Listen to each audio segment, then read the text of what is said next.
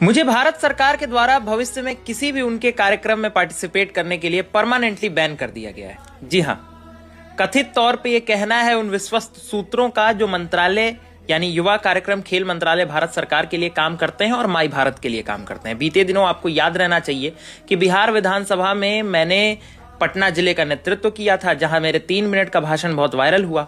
उस भाषण में मैंने विकसित भारत का ढोंग जो सरकार द्वारा रचा जा रहा है उसका विरोध किया, यूजीसी पे सवाल खड़े किए, नीट छात्रा के साथ होने वाले रेप कांड का मुद्दा उठाया, छपरा छात्रा का मुद्दा उठाया और देश में बजट के आवंटन और खर्च में हो रही विषमताओं के ऊपर प्रश्न खड़े किए। इतने सारे सवाल खड़े हो गए कि सरकार उन प्रश्नों का जवाब कहीं से देने में असक्षम थी और इसलिए मेरे को पूरी तरह से बैन कर दिया गया कि आगे से मैं किसी भी माई भारत के इवेंट में पार्टिसिपेट नहीं कर पाऊंगा। माई भारत का अर्थात है एक ऐसी बॉडी जो युवा कार्यक्रम खेल मंत्रालय भारत सरकार से संबंध रखती है।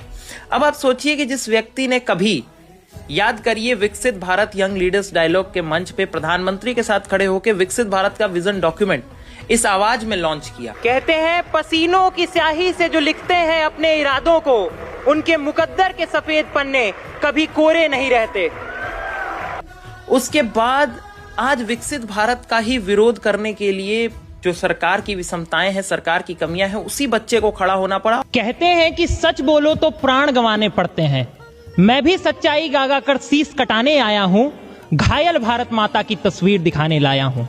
सभापति महोदय, कौन से भारत को विकसित बनाने की बात कर रहे हैं आप? आज स्वयं प्रधानमंत्री उसका भाषण सुनते हैं और उसको बैन कर देते हैं। 21 साल की उम्र का एक लड़का जो अपने आप में अपनी आवाज, समाज की आवाज, सवर्ण समाज की आवाज और पूरे देश की आवाज उठाता है, यहाँ तक कि दलितों तक की आवाज उठा देता है विधानसभा में। या उस भारत की जहां पिछले साल के बजट से जल जीवन मिशन को मिले 67,000 करोड़, खर्च हुए महज 17,000 करोड़, अनुसूचित जाति अभ्युदय योजना को मिले 2140 करोड़, खर्च हुए महज 740 करोड़ और 20% सांसदों ने तो अपना भारत इतना विकसित कर लिया कि अपनी सांसद निधि का 1 रुपया भी खर्च नहीं कर पाए। इतना भी विकसित भारत नहीं बनाना था महोदय। जो काम इस देश का विपक्ष 3 टर्म्स में नहीं कर पाया, वो काम मैंने 3 मिनटों में करके दिखाया है। मैं आज प्रसन्न हूं कि इस देश के लोकतंत्र का वो दिन भी आया जब लोकतंत्र हार गया।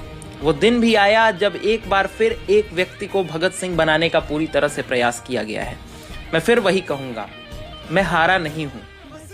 ये मेरी जीवन की सबसे बड़ी जीत है कि मात्र 21 साल की उम्र में इस देश के प्रधानमंत्री को मेरे द्वारा कहे गए बातों से डर लगता है और लगना चाहिए। आप कहेंगे सबूत कहां है? सबूत कुछ भी नहीं है, सबूत मैं कभी दे भी नहीं पाऊंगा। लेकिन अगर मैं गलत हूं तो मंत्रालय अपने आप में स्पष्टीकरण दे।